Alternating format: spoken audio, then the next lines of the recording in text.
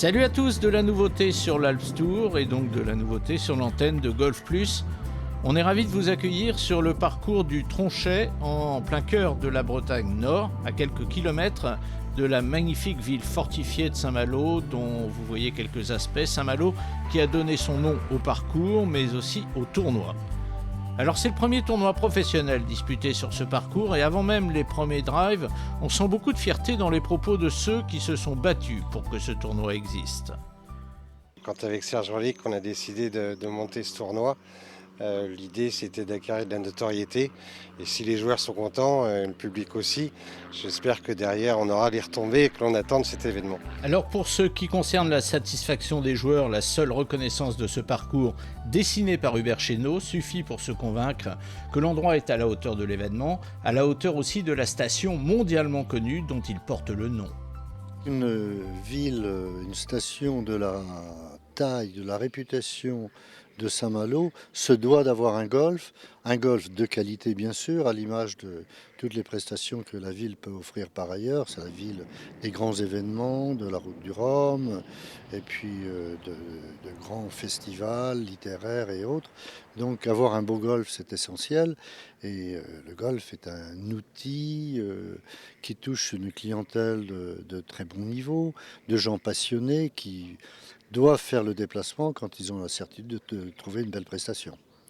Tout est donc dans la volonté de deux hommes, leur conviction, leur aptitude à convaincre, car ce succès annoncé, c'est avant tout un succès collectif. Il faut travailler en équipe, on est 40 sur le site, plus les bénévoles, tout le staff de l'Alps Tour, la télévision, etc. On est pratiquement une centaine de personnes et voilà, ça peut marcher que si ça travaille en équipe. Samedi soir, au terme de 54 trous, les regards se tourneront tous vers la deuxième édition dès l'an prochain. Les enseignements recueillis serviront alors de feuille de route, tout comme les mots prononcés par tous ceux, qu'ils soient acteurs ou spectateurs, tous ceux qui auront vécu l'événement. La première des choses, c'est qu'on dise le parcours était bien préparé. Ça veut dire qu'il y a une bonne équipe sur le terrain, que ce soit une reconnaissance pour Emmanuel et ses jardiniers, le greenkeeper. Je souhaiterais aussi qu'on dise bravo à la restauration parce que la convivialité, l'investissement des équipes et du chef. Puis je voudrais aussi qu'on se dise c'est un beau terrain, c'est un site exceptionnel avec la forêt où le corsaire Surcouf venait faire ses chasses il y a 3 siècles et puis la réserve d'eau de Saint-Malo. Et c'est donc sur ce parcours de un peu plus de 6000 mètres que va se dérouler le premier Saint-Malo Golf Open, un parcours unanimement apprécié par les joueurs pour sa variété. Il est aussi golfique que visuel et sa principale difficulté, elle réside avant tout dans ses greens. Alors ce week-end va être placé sous le double signe de la découverte d'un parcours donc, et des retrouvailles aussi, deux d'un coup. Cette première édition du Saint-Malo Golf Open nous a donné l'occasion de retrouver deux vieilles connaissances dont les trajectoires sont assez révélatrices de ce que peut être une vie de joueur de golf professionnel. Présent cette semaine sur le parcours du Tronchet, François Delamontagne, 37 ans, ancien pilier tricolore du circuit européen, et Jacques Guillet, 30 ans, ancien membre du Pôle France, ancien pensionnaire de l'Alps Tour.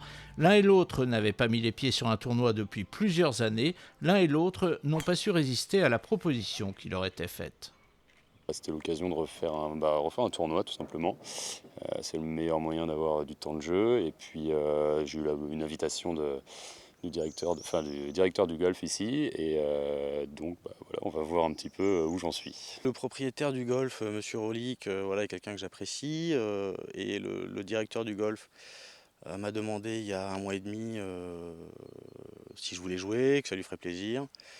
Donc voilà, je me suis dit que si ça pouvait aider un tout petit peu à promouvoir le tournoi, j'allais prendre entre guillemets sur moi et puis j'allais venir jouer. Alors aujourd'hui, ils sont tous les deux enseignants, à Caen pour Guillet, à Lancieux pour Delamontagne.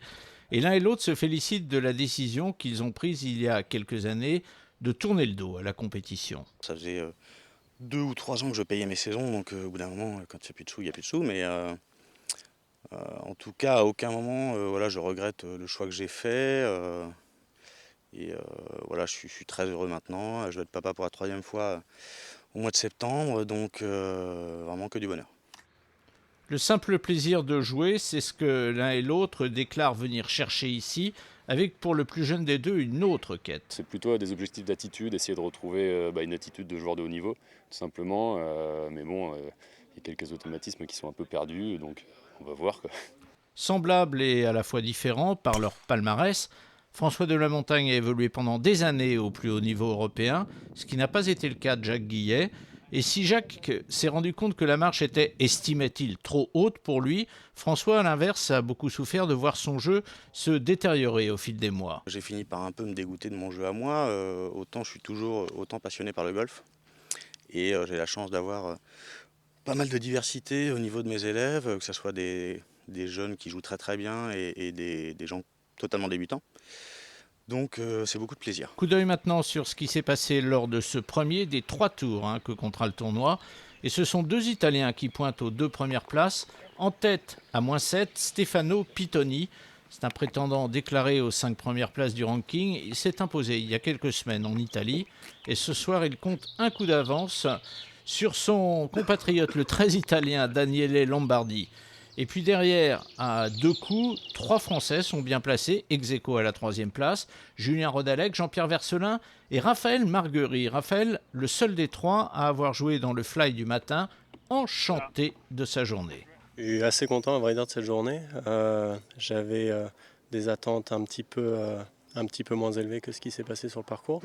Déjà c'est une belle surprise ce parcours. Il y a des bons drives à mettre. Les greens sont assez vallonnés, assez grands, donc faut avoir la bonne vitesse pour les dompter. Je fais pas de bogey, donc j'avoue que dernièrement j'avais pas eu le meilleur grand jeu et là j'ai pas fait d'erreur, donc je suis assez ravi. Un mot pour terminer sur nos 2 revenants, pas mal pour François Delamontagne, 24e à -1. C'est moins bien pour Jacques Guillet, en revanche, lui devra aller chercher le cut avec les dents.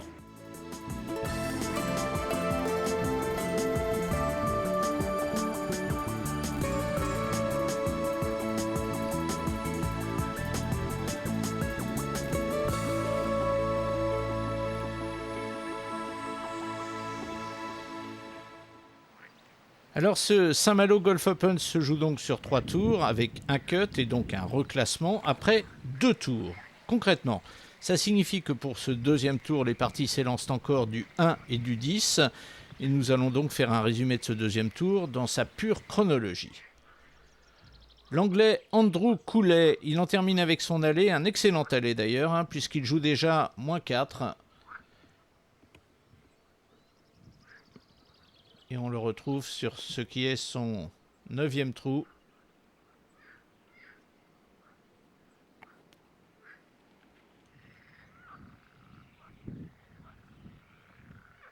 Sur ce par 5, c'est une possibilité d'eagle pour Andrew Cooley, un vieil habitué de l'Alps Tour. On aura l'occasion de reparler de lui tout à l'heure. Long putt, très long putt. C'est bien puté, il a dépassé le trou. On a coutume de dire que quand ça dépasse, c'est bien. Et il se laisse un tout petit putt en montée pour signer un birdie sur ce par 5 qui est loin d'être un par 5 facile. On va s'en rendre compte tout au long de la semaine. Le voilà donc à -7 Cooley. Julien Forêt sur le trou numéro 2. C'est son 11e trou. Il est déjà -2 pour la journée. Donc il est parti du 10 et c'est un nouveau birdie pour Julien, qu'il met donc à -3 pour la journée, et vous le voyez à -6 au total.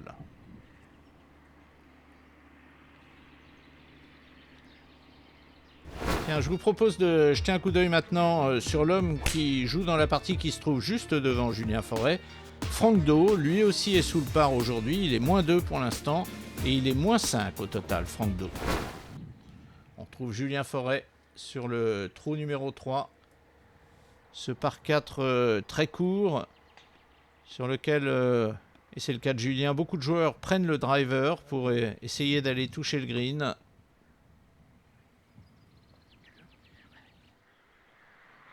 Mais malheureusement, ça s'est un petit peu échappé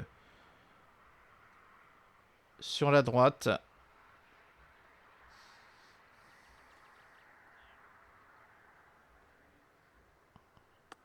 Ouais, excellente approche.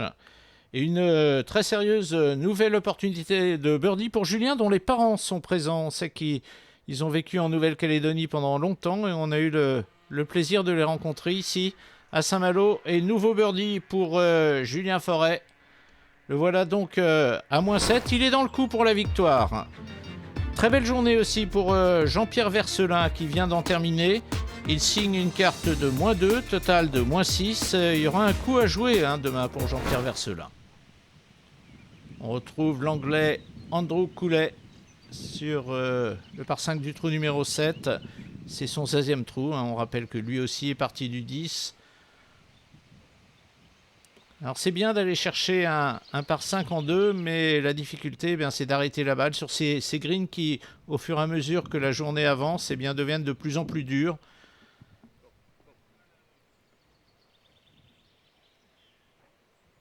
Il se laisse quand même un long putt pour le birdie, l'Anglais. Un long putt pour passer à -8. Et c'est parfaitement négocié. Et voilà à -8 là. La situation est en train de se mettre en place. Julien Forêt sur le trou numéro 8, c'est son 17e trou, son avant-dernier trou. Alors pareil, c'est un par 4 qui est court. Certains joueurs prennent à faire, ce qui a été le cas de Julien pour aller essayer de déposer leur coup de sandwich au drapeau. Et d'autres essayent de l'attaquer avec le driver. Julien a choisi la sécurité. Et un sandwich dans les mains avec une bonne envie d'aller coller cette balle dans un rayon d'1 mètre autour du drapeau. Il y aura un petit peu plus, mais ce sera un putt pour le birdie, un putt qui plus est en montée pour Julien. Pour terminer cet avant-dernier trou à -8 au total.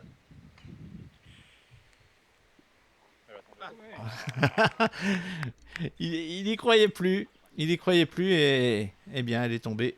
Et ce sera donc une carte de -5 pour Julien. Demain, il jouera la victoire. Ça serait une apothéose de finir par de gagner, de retrouver la victoire, c'est sûr. Mais je sais que je suis dans la bonne direction. Je pointe mon nez régulièrement. Donc je sais qu'il y a un moment où ça voudra tomber. Mais voilà, d'abord, il faut se concentrer sur son jeu et puis on verra après. Andrew Coulet avec le driver sur le court par 4 du trou numéro 8, son 17e trou. C'est dangereux parce qu'il y a un hors-limite à droite, un hors-limite à gauche. Alors effectivement, on peut toucher le green, ce qui n'est pas le cas de Coulet. Il reste à droite avec une approche qui n'est pas excessivement difficile parce que vous voyez, le green étant léger sur plomb, il va être assez facile d'arrêter la balle en principe. C'est pas la meilleure approche qu'il ait faite, mais enfin il se laisse encore un putt pour birdie, l'Anglais. Un putt pour passer à -9 et lui aussi se positionner comme un prétendant à la victoire lors du 3e et dernier tour.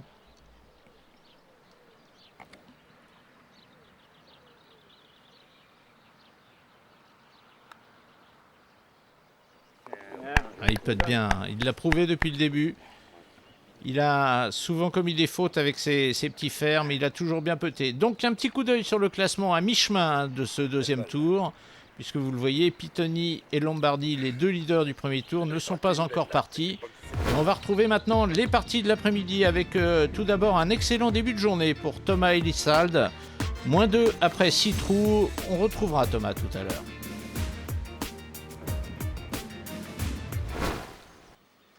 Le leader maintenant, Stefano Pitoni sur le 16, c'est son 7e trou, il est dans le par pour la journée.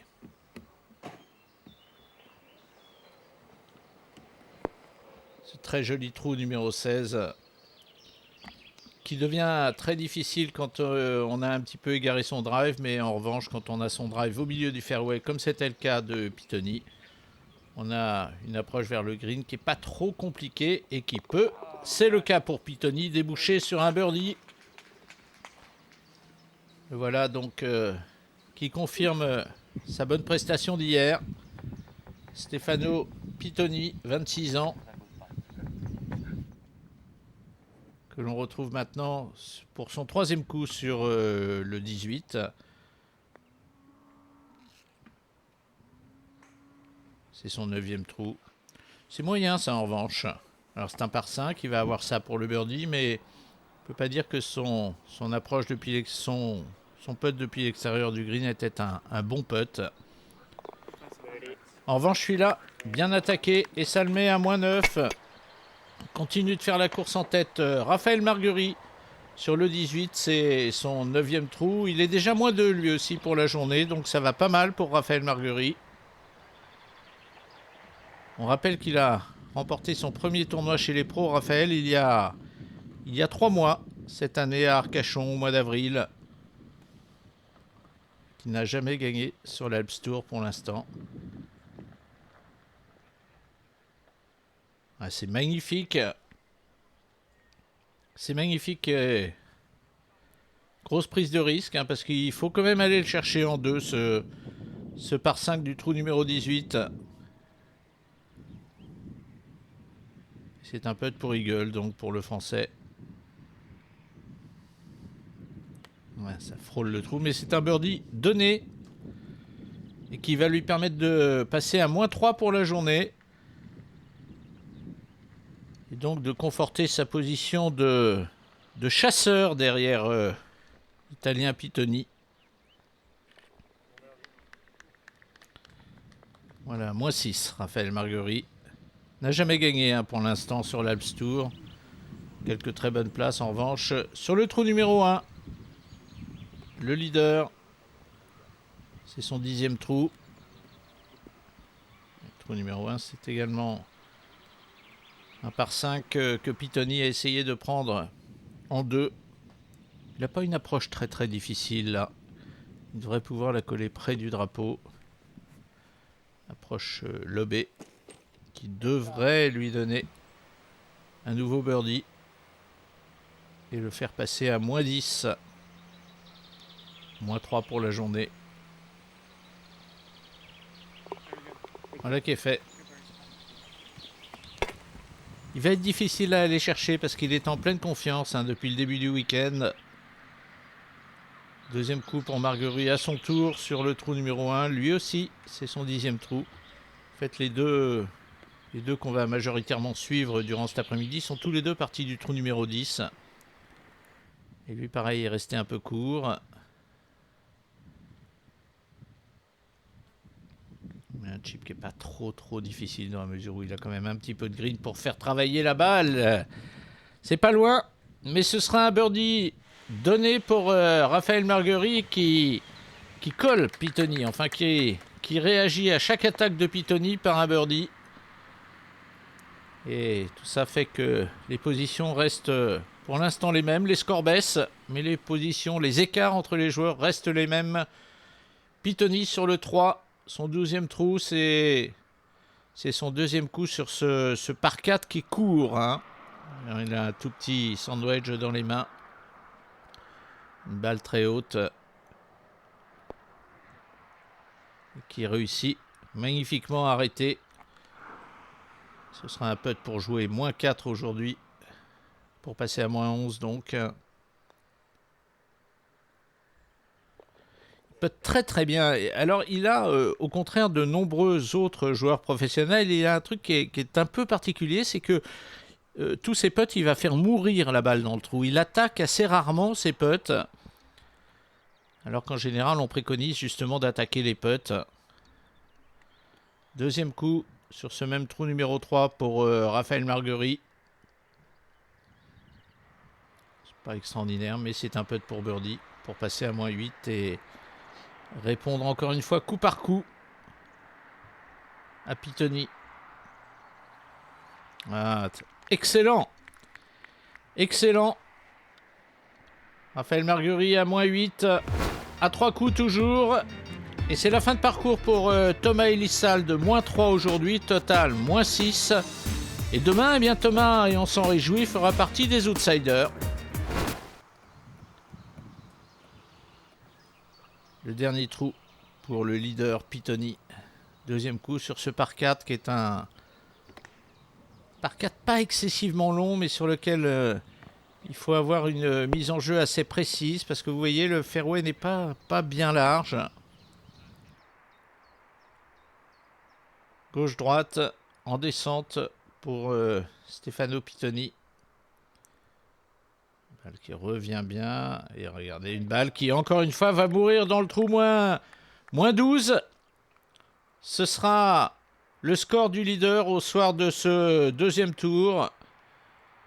De ce solide leader. Avant-dernier trou pour Raphaël Marguerite. Il a pris le driver sur ce court par 4 du trou numéro 8. Ouais, mais il est un peu à gauche. Alors, il y a un hors-limite un peu plus loin, mais lui, il est en jeu avec un chip à faire au-dessus de la butte. Et en revanche, un drapeau qui est assez près de l'entrée du green. Ouais, c'est bien joué. Et ce sera un nouveau putt pour birdie pour rester à 3 coups de Pitoni, passer à moins 9.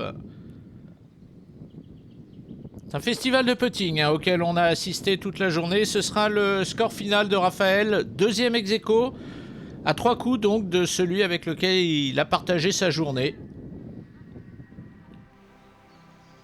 Voilà, coup d'œil au classement. Et Andrew Coulet, qu'on avait un peu oublié parce qu'il avait joué le matin, qui était ex-aequo, donc avec Raphaël Marguerite. Julien Forêt, bien placé aussi. Et puis les Français, Vercelin et Lissal, qui, pourquoi pas, pourraient avoir un coup à jouer demain. Alors avant d'entrer dans cette dernière journée, je vous propose une petite image volée à 8h30 du matin. C'était sur la terrasse du clubhouse. C'est la collation après le travail des jardiniers du club. Ils sont sur le terrain depuis le lever du jour. Et le succès de cette édition, la préparation fantastique du terrain, eh bien, ce succès, c'est un peu le leur aussi. Place au jeu maintenant, Julien Forêt, deuxième coup sur le par 5 du trou numéro 1, avec un fairway, avec un drive, pardon, qui a trouvé le fairway. Ah, il lui manque pas grand-chose. Il avait joué un fer en deuxième coup. Malheureusement, sa balle est un petit peu pluguée dans le bunker, Julien. Andrew Coulet, qui joue avec lui dans cette avant-dernière partie. Et lui réussit à trouver le green. En revanche, évidemment, avec un fer aussi fermé, peut-être exclu d'arriver à arrêter sa balle. Il aura un très long putt pour Eagle. Une sortie de bunker pour Julien Forêt qui est pas... Bon, le problème c'est qu'il est plugué, mais sinon la sortie en elle-même serait pas forcément très difficile. Et la preuve, regardez Julien Forêt, fantastique sortie avec la manière dont la balle était laillée. Attention à ce putt pour Eagle de Coulet. Ça pourrait lui permettre, s'il le rentre, de revenir à un coup du leader Stefano Pitoni. Ouais, c'est peut-être pas le meilleur qu'il ait fait de sa vie. En revanche, c'est un birdie pratiquement donné pour Julien Forêt. Pour passer à moins 9.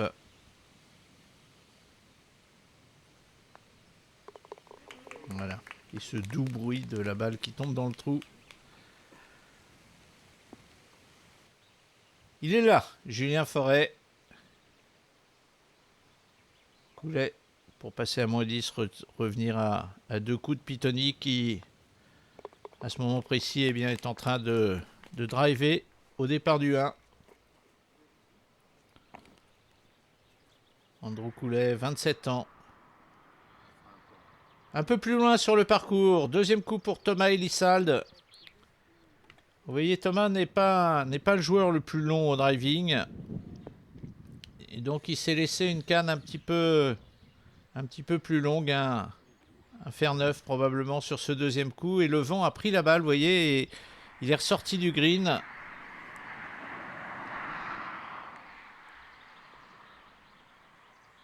Ah, c'est très bien. C'est même mieux que très bien. Et ça permet à Thomas de passer à moins 7 après 3 trous. Premier birdie du jour. On lui souhaite d'en connaître beaucoup d'autres. Julien Forêt, deuxième coup sur le par 4 du trou numéro 2. Encore une fois, là, avec un drive qui avait trouvé le fairway. En revanche, ça, c'est pas un coup extraordinaire de la part de Julien Forêt.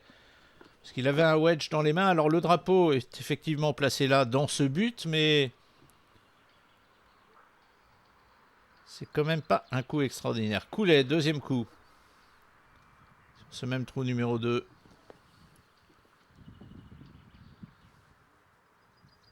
c'est meilleur. Et ce sera une très franche opportunité de birdie pour cet Anglais donc de 27 ans, originaire de cette région d'Angleterre qui s'appelle le Surrey. Attention, elle y va, bravo, Julien Forêt. Un festival de chip rentrée. Après celui de Thomas Elissalde au 3, c'est celui de Julien Forêt au 2. Le voilà à moins 10 à 2 coups de... Toujours souriant Julien. Et... il y a de quoi remarquer. Il est à 2 coups du leader. Leader qui est en train de jouer le trou numéro 1. On va le retrouver dans quelques instants. Stefano Pittoni et Coulet, lui, est à 1 coup maintenant de Pittoni. Dire que ça se resserre, ce sera un peu prématuré dans la mesure où Pittoni, que voici, est en train de jouer le trou numéro 1. Mais disons que devant Pittoni, ça joue bien et ça peut nous promettre un spectacle de qualité pour cette troisième et dernière journée. Fairway, un plein centre du fairway pour le drive, de Pittoni, et le voilà en 2 en bas du green de ce par 5. Le joueur originaire de Rieti et qui dispute quand même sa troisième saison complète sur l'Alps Tour. Il a mis 2 ans et demi à gagner, puisque sa première victoire remonte il y a tout juste un mois, chez lui en Italie, sur un des nombreux tournois italiens qui composent cette saison d'Alps Tour. Et ce sera un birdie pour Pittoni. Une bonne manière d'affirmer d'emblée que même si les autres devant sont en train de faire des birdies et de revenir sur lui, il ne va rien lâcher. On retrouve sur le par 4 du trou numéro 5, deuxième coup pour Thomas Elissalde.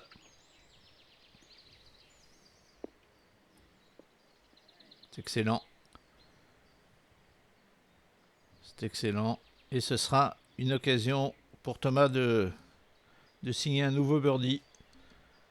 Et de rester quelque part dans cette position d'outsider. Elle va mourir dedans, oui. Le voilà donc à 5 coups du leader. Alors évidemment, à la régulière, il sera difficile d'aller chercher Pittoni, mais après, il y a les aléas du jeu qui peuvent faire que Pittoni pourrait avoir une baisse de régime. Et à ce moment-là, ils sont nombreux à pouvoir prétendre revenir sur lui. Même si pour l'instant, depuis le début du week-end, et encore une fois, sur ce deuxième coup du trou numéro 2, eh bien, Pittoni marque sa différence, on pourrait presque dire. Peut-être pour passer à moins 14 et maintenir tous ses adversaires à distance. Psychologiquement, très important pour lui de bien démarrer ce début de parcours. Et il pouvait difficilement mieux le démarrer. 2 birdies sur les 2 premiers trous. Le voilà à moins 14. Il est souriant ce garçon. Allez, Thomas Elissalde. Sur le plus court par 4 du parcours, le trou numéro 8, il a pris le driver, mais il n'ira pas chercher le green. On vous l'a déjà dit, mais c'est vrai que Thomas est un garçon qui a une très grande précision avec les fers, aussi bien qu'avec les bois, mais en revanche, il souffre par rapport à certains autres joueurs d'un manque de longueur. Proche le B pour arrêter la balle, parce que vous voyez, le drapeau est quand même placé très près de la butte. Un emplacement de drapeau qui d'ailleurs était un petit peu dissuasif pour attaquer le green, dans la mesure où il y avait cette butte qui barrait l'accès au green, et c'est un peu de pour birdie, en tout cas pour Thomas Elissalde, très intelligemment joué. Et le voilà à moins 9, toujours à 5 coups de la tête, mais toujours là. Un petit coup d'œil sur un autre Français bien placé et qui lui aussi se maintient d'une certaine manière dans la bagarre. Il s'agit de Jean-Pierre Vercelin et il joue moins 1 sur l'allée. On avance sur le parcours. Raphaël Marguerite, deuxième coup sur le par 4 du trou numéro 9 avec un drive, vous voyez, qui a trouvé le petit rough, mais pas de difficulté pour ce deuxième coup de Raphaël. Oh, c'est magnifique. C'est magnifique et ce sera un birdie donné. Et il n'y a pas eu, sur ce trou numéro 9, il n'y a pas eu tant de birdies que ça depuis le début de la semaine. C'est d'autant plus remarquable de la part de Raphaël Marguerite. Il faut dire qu'en dehors du premier jour où il n'y avait pas de vent, ou quasiment pas, eh bien, le vent s'est levé sur les 2 tours suivants. Et donc les scores sont nettement moins bons pour l'instant. On retrouve Raphaël Marguerite pour son deuxième coup sur un autre par 4, le trou numéro 10. Ah, excellent jeu de fer. Excellent jeu de fer qui lui donne une nouvelle opportunité de birdie. Passer à moins 11. Et revenir à 3 coups de celui dont il partage la partie, hein, puisqu'il est en dernière partie avec Pitoni. Et oui, ça maintient le suspense. On vient juste de dépasser la mi-parcours. Vous voyez, 3 coups d'avance, mais bon, derrière, tout est ouvert. Et puis, à 3 coups, c'est bien 3 coups, mais il reste 7 trous à jouer. Et Pitoni ne peut pas avoir le moindre relâchement. Le voilà au départ du trou numéro 12 avec le driver dans les mains.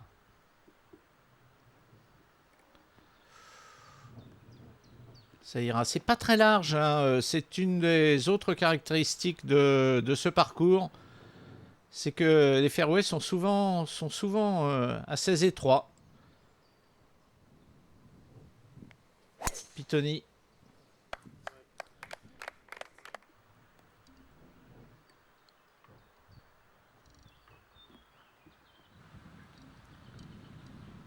Voilà, il est un petit peu dans le petit rough, Raphaël Marguerite. Rien de grave. Balle qui prend beaucoup de hauteur. Et qui du coup manque un peu de longueur. Parce que vous voyez qu'il avait le vent plutôt contre. Donc la balle a pris le vent. Et elle est malheureusement un peu courte. Deuxième coup pour Pitoni. Plein centre de fairway. Il a choisi, regardez, d'utiliser le vent. Droite-gauche. C'est aligné complètement à droite du drapeau. Et il n'est pas tellement revenu d'ailleurs, il reste à droite, mais enfin il reste quand même avec un putt qui pourrait se transformer en birdie. Alors que Raphaël Marguerite, lui, a trouvé le bunker. Troisième coup pour Raphaël. C'est excellent! C'est excellent! Excellent! Alors ça... Dans la perspective d'un match-play, on n'est pas encore vraiment dans cette perspective, vu qu'il y a quand même 3 coups d'écart entre les deux hommes, mais en match-play, ça peut faire mal au moral de Pitoni, mais regardez la belle attitude sportive de l'Italien, qui vient féliciter son adversaire, alors que lui a ce putt pour birdie aussi, pour maintenir l'écart, parce que à l'instant précis, là, à l'instant T maintenant, eh bien... Raphaël Marguerite est revenu à 2 coups de Pitoni.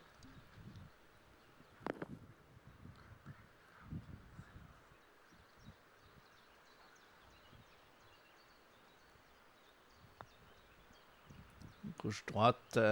Et non, c'est pas bon. Et puis elle file derrière. Regardez, c'était en descente.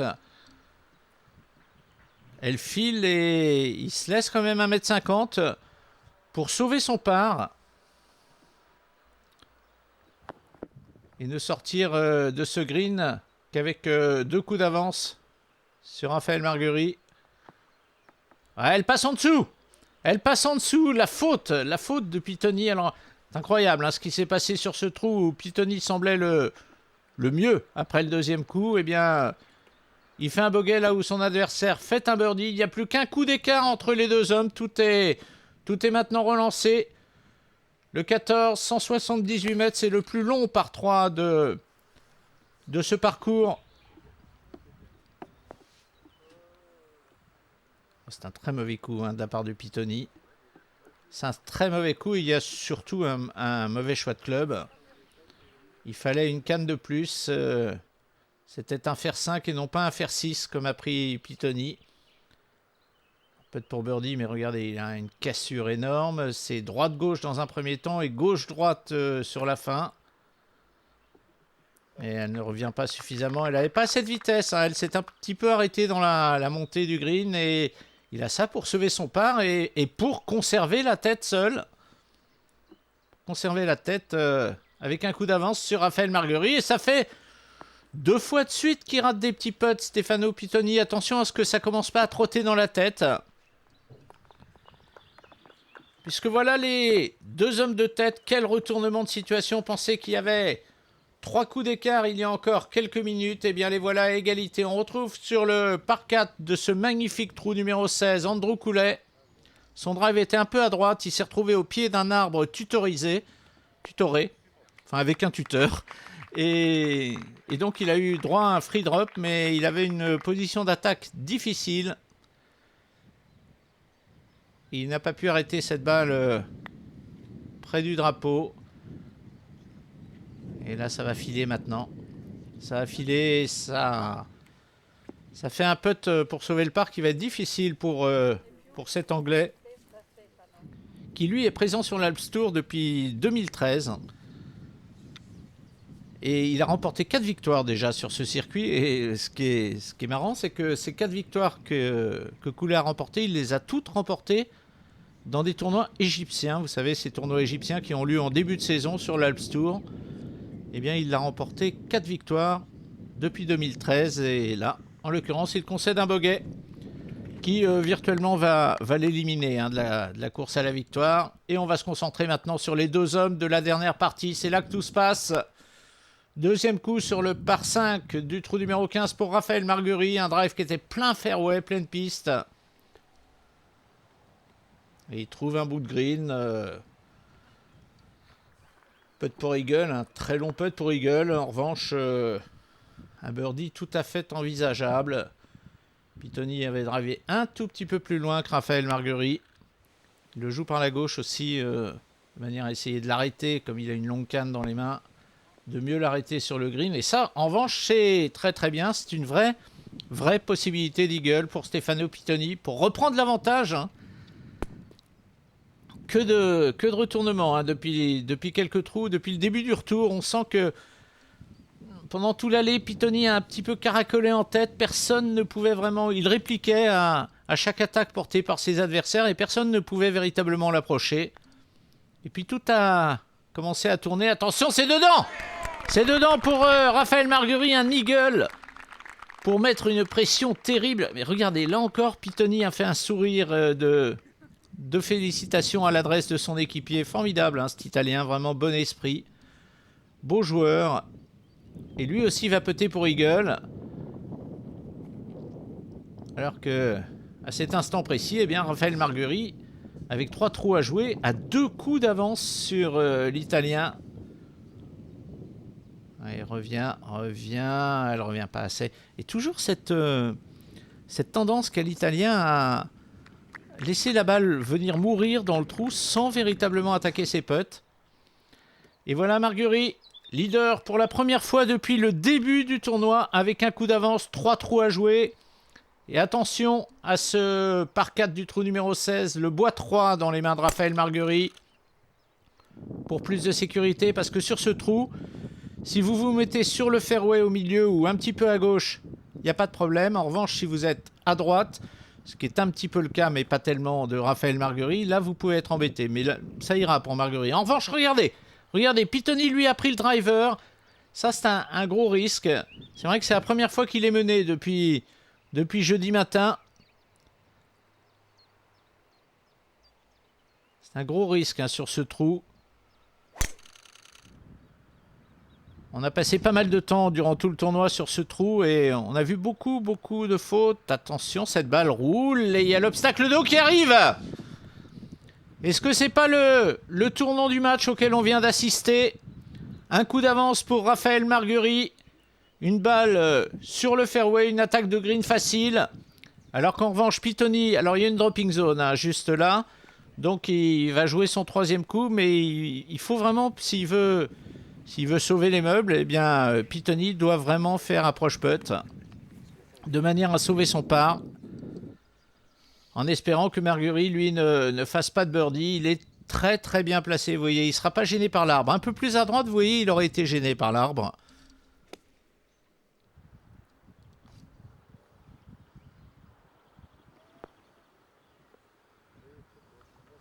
Avantage, Raphaël Marguerite.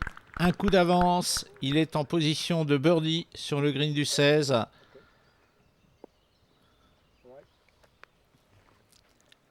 Et Pitoni qui va jouer maintenant son 3e coup. Il n'y a pas vraiment de choix, hein. Il faut vraiment qu'il se mette très près du drapeau.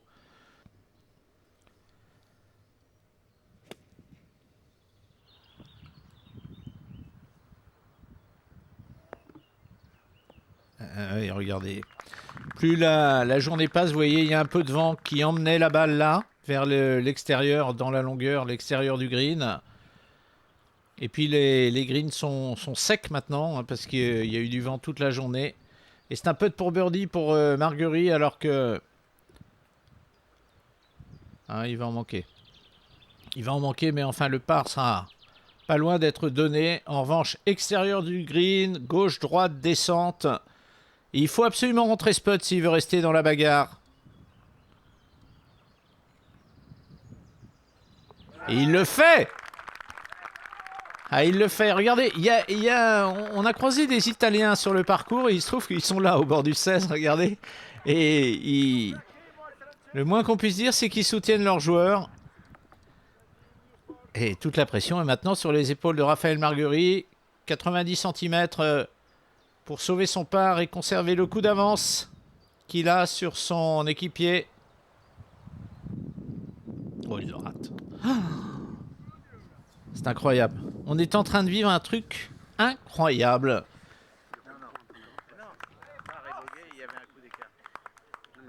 Il faut qu'il oublie très rapidement ce trou, Raphaël Marguerite. Thomas Elissalde et Jean-Pierre Vercelin sont en train de terminer. Ils viennent de terminer. C'est une carte de -3 pour Elissalde qui finira 5e du tournoi. Une carte de -2 pour Vercelin qui lui terminera à la 7e place. Départ du 17 par 4, 344 mètres, vous le voyez. Raphaël Marguerite.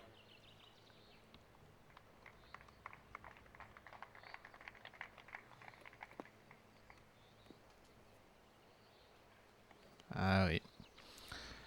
Alors, c'est pas la longueur du trou qui fait sa difficulté. Bon, il va pas être gêné.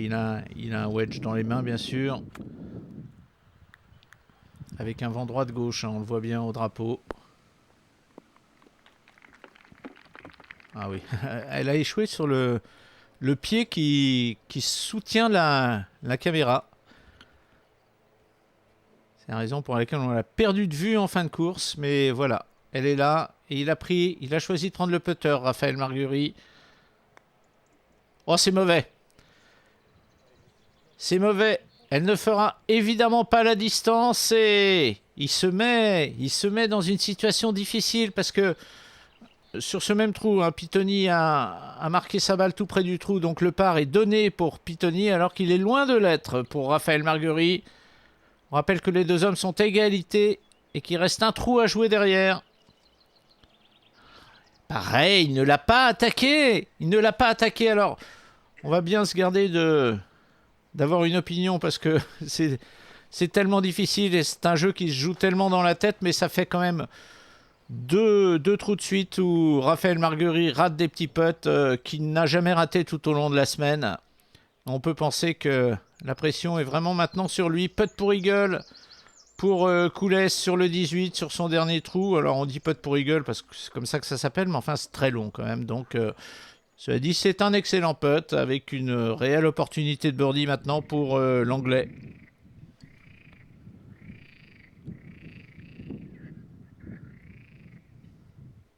Pour repasser à -11 et s'assurer, quoi qu'il arrive, voilà qui est fait la 3e place finale du tournoi. Julien Forêt à ses côtés, lui, a eu une journée un petit peu difficile. Allez, on va vivre ce 18. Un coup d'avance maintenant pour Stefano Pitoni qui a pris le driver. C'est parfait, c'est au milieu.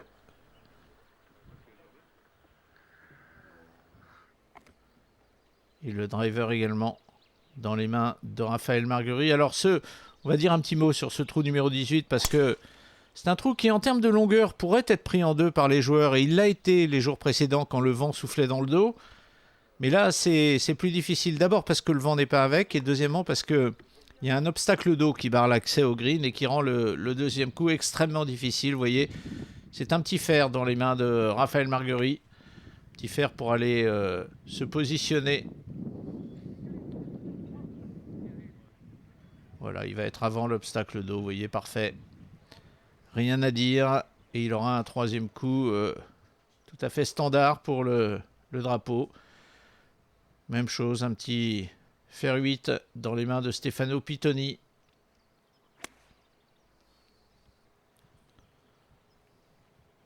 Ouais, ça devrait aller. Voilà, c'est un petit peu dans le petit rough à gauche, mais pour l'instant, c'est le statu quo entre les deux joueurs. Et statu quo, eh bien, ça signifie victoire de Stefano Pittoni pour l'instant. On rappelle que à moins 13, il compte un coup d'avance sur Raphaël Marguerite. Un drapeau assez clément pour ce dernier tour sur ce trou numéro 18. En revanche, un très mauvais coup. C'est un très mauvais coup de la part de Pittoni. Et là, il ouvre la porte à un rétablissement, si je puis dire, pour Raphaël Marguerite. Car il est quasiment assuré que Pittoni ne fera pas de birdie. Et si Marguerite colle sa balle au drapeau, il a de bonnes chances de partir en play-off. Et c'est ce qu'il fait, Raphaël. Quelle fin de journée on est en train de vivre. Pas une certitude, il n'est pas donné, évidemment, le putt de Raphaël Marguerite, mais il est quand même très près. Et c'est une réelle opportunité de birdie. Alors que Pittoni, vous voyez, un putt difficile, qui est bien putté, mais... Et maintenant, il va falloir rentrer celui-là pour le par, parce que si Raphaël Marguerite rentre, il fera donc birdie. Et il est plus près du trou, là, encore, que Pittoni. Il faut absolument qu'il rentre ce putt pour le par, Pittoni, s'il veut ne serait-ce que partir en play-off et voir gagner le tournoi. Voilà, c'est fait. Et au tour de Raphaël Marguerite pour gagner sa place en play-off contre l'homme avec lequel il a partagé toute sa journée. Et voilà qui est fait. Ce sera donc un play-off et le public s'en réjouit. Et nous aussi d'ailleurs, parce que c'est vrai qu'on a vécu une journée assez étonnante, calme dans un premier temps, et puis on ne peut plus agiter à partir du trou numéro 12.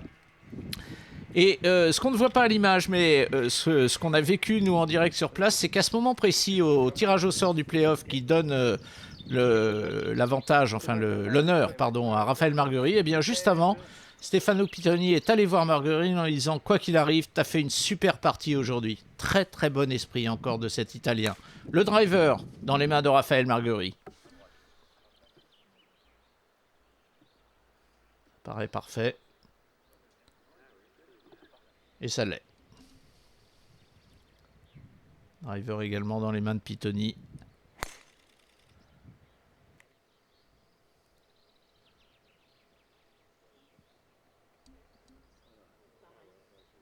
Pareil. Les deux balles seront à quelques mètres l'une de l'autre. Encore ce petit fer dans les mains de Pittoni pour aller se placer à l'endroit idéal pour attaquer le drapeau.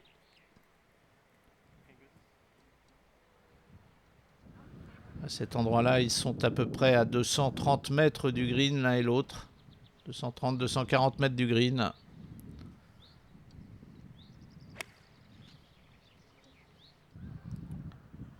Il y a un mimétisme entre la manière de jouer de chacun des deux. Là, on est véritablement dans une situation de match-play. On joue par rapport à l'adversaire. Là, on joue plus du tout par rapport au score. Et ça va être Pittoni qui va jouer en premier. C'est le plus loin du drapeau. Sandwich dans les mains.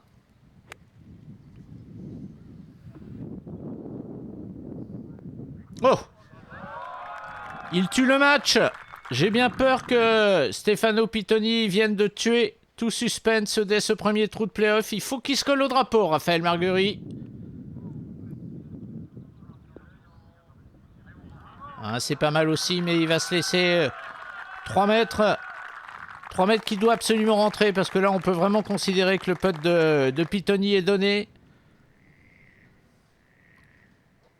Il faut que Raphaël Marguerite rentre. Ouais, non. Et là, c'est très vraisemblablement terminé. Ce sera le par pour ce Ce trou de play-off pour Raphaël Marguerite.